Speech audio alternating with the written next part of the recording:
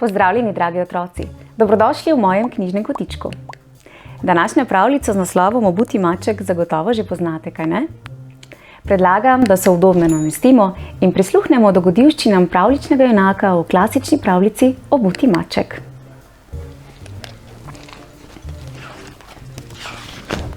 Pred mnogimi leti je živel mlinar, ki je imel 3 sinove. Njegov mlin je stal na griču, okrog katerega so se na vse strani razprostirala rumena žitna polja.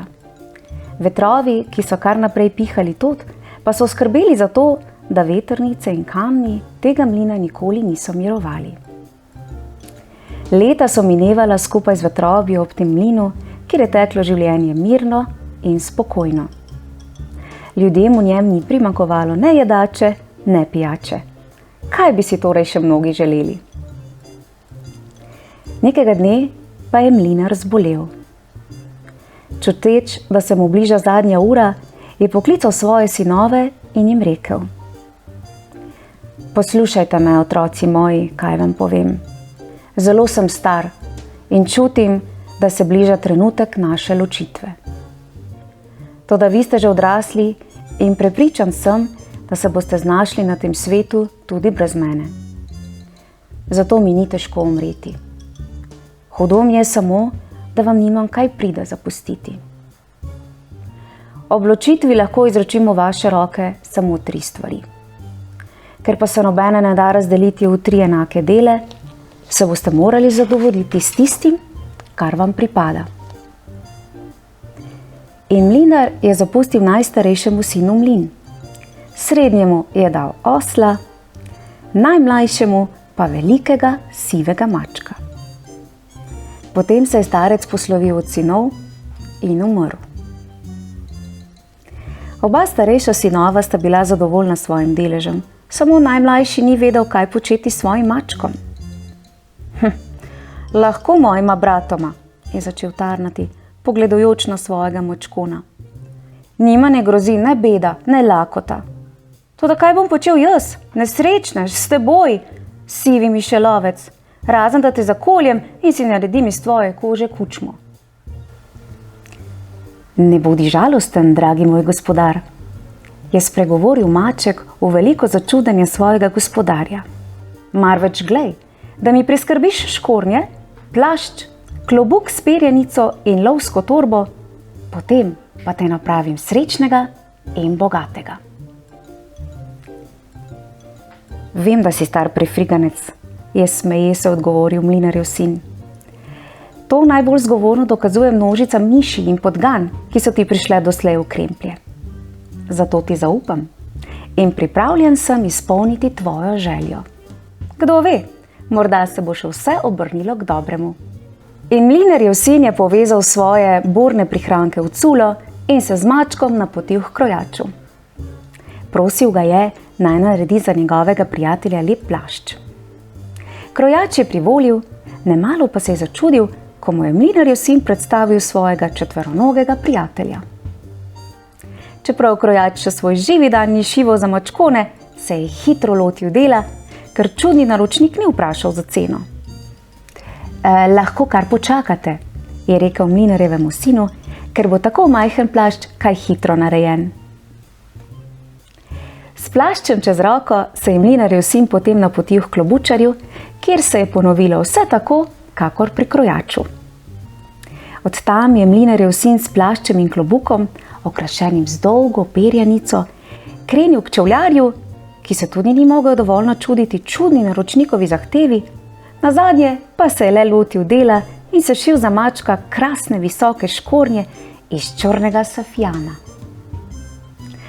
Brž ko sta prišla iz mesta, je maček za grmom obul škornje, ogrnil žametni plašč in si nataknil na glavo klobuk s perjanico. Tako načičkan je stopil pred svojega gospodarja, ki je sedel na kamnu in žalostno zoril nekam v daljavo.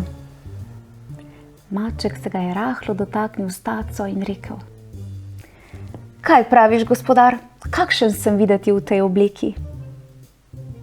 Mlinarjev sin je pogledal mačka in moral se je zasmejati. Boh me, videti si kot pravi grof. Rad bi samo vedel, kaj kaniš s to obleko in kako ti bo pomagala, da me napraviš srečnega in bogatega.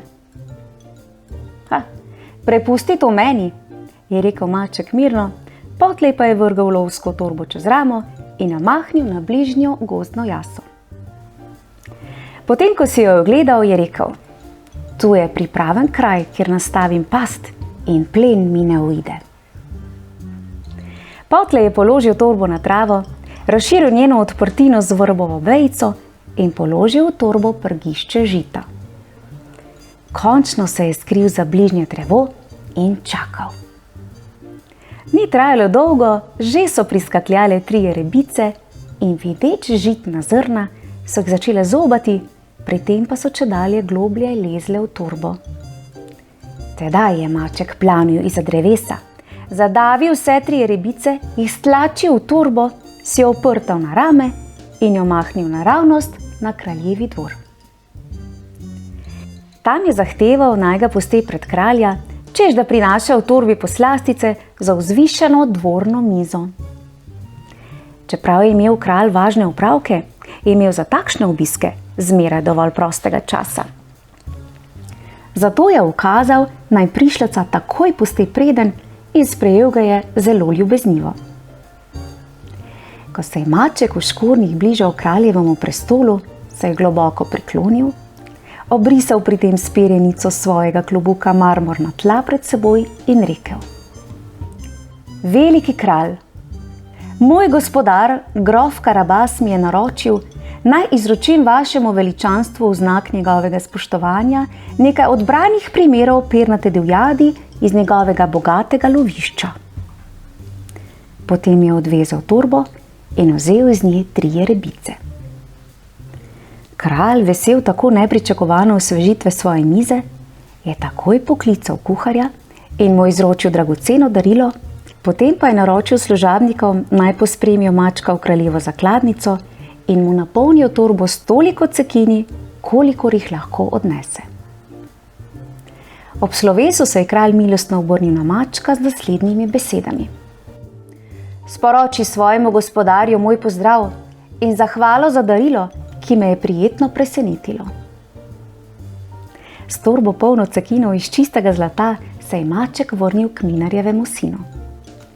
Mlinarjevemu sinu so oči malo da ne skočile iz glave, ko je maček v škornjih stresel preden celo ploho blestečih cekinov. Hotel ga je vprašati, od kod mu tolikšno bogastvo, pa ni mogel od silnega začudenja izgovoriti nobene besede. Toda to je bilo šele prvo v vrsti presenečenj, ki so čakali mlinarjevega sina. Drugi dan je prišel maček na dvor s 3 rejenimi zajci. Čedalje pogosteje je prinašal darila iz lovišča svojega gospodarja.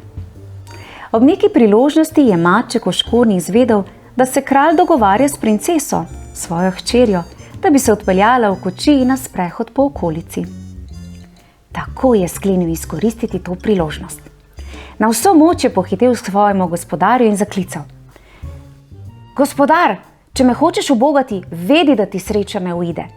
Pojdi se takoj z menoj kopat na kraj, ki ti ga pokažem. Ne da bi mnogo spraševal, je mlinarjev sin pohitel za mačkom k reki.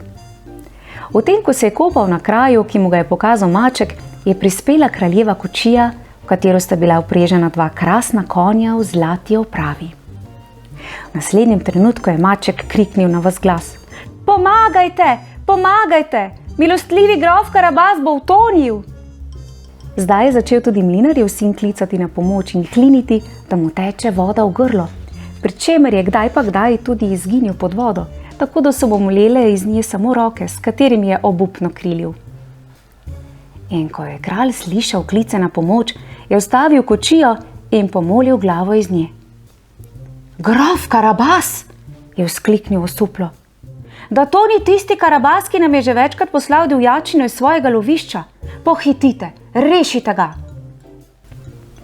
V tem, ko so kraljevi služabniki hiteli proti reki, je lukavi maček skril ponošeno obleko svojega gospodarja v grm, pristopil k kraljevi kočiji, se odkril in globoko priklonil rekoč: ah, milostljivi kralj, mojega plemenitega gospodarja je doletela še ena nesreča. Medtem ko se je kopal, so se priplazili lopovi in mu ukradli dragoceno obleko.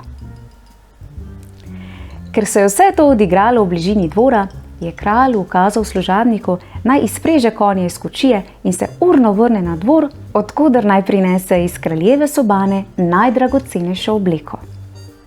Služabnik je oddirjal in se kmalu vrnil na penastem marabcu z obleko za grofa Karabasa, ki je kmalu stopil pred kralja, oblečen v svilo in žamet.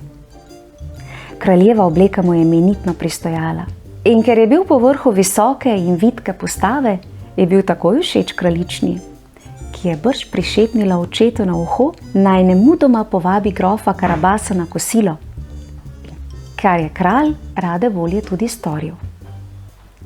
Potem se je grof Karabas z izbranimi besedami zahvalil kralju za izkazano pomoč in za čast, da ga je povabil na kosilo, mu je kralj predlagal, naj prisede v kočijo in se mu pridruži na jutranjem sprehodu. Mlinarjev sin je komaj čakal na to, brž je zlezel v kočijo in sedel k princesi. Medtem pa si je maček, ki je skromno odklonil vabilo, naj sede na gornji sedež v kočijažu, zadovoljno imel tace in tekel pred kočijo, da bi do kraja uresničil svojo lokavo zamisel. Kmalu so prispeli do velikega travnika, na katerem so ljudje prav tedaj kosili. Čujte, kosci, se je obrnil obuti maček nanje. Kmalu se pripelje tudi mimo naš milostljivi kralj v svoji kočiji. Če bi vas vprašal, čigav je ta travnik, mu odgovorite, da pripada plemenitemu grofu Karabasu. Če tega ne storite, vas pretepem tako, da boste svoje kosti v vreči odnesli domov. Kmalu je prispela kraljeva kočija in ko je kralj pomolil glavo iz nje in vprašal, čigav je ta lepi travnik, so kosci v en glas vzkliknili: plemenitega grofa Karabasa. Medtem je bil maček že daleč pred njimi. Gredoč mimo velikega žitnega polja, kjer so žanci nosili snope v kopice, je zaklical: poslušajte me, žanci! Kmalu se pripelje mimo v kočiji naš milostljivi kralj. Če bi vas vprašal, čigava so ta žitna polja, mu odgovorite, da pripadajo plemenitemu grofu Karabasu. Če tega ne storite, vas bom požrl ko miši. Videč, da se s tem čudnim obutim mačkom ni dobro šaliti, so se žanci hudo ustrašili in ko jih je kralj mimogrede vprašal, čigava so ta žitna polja, so vzkliknili v en glas: plemenitega grofa Karabasa.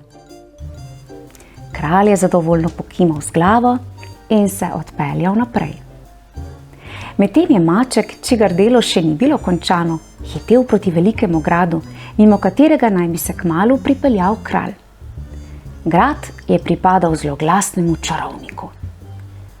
Ne da bi le za trenutek okleval, je obuti maček, ki je bil enako pogumen kakor lokav, stopil pred grajskega gospoda in se mu po globokem poklonu začel prilizovati, rekoč: visoko spoštovani in slavni gospodar, po vsem svetu se je razširila slava vašega imena in vaše čarovniške moči.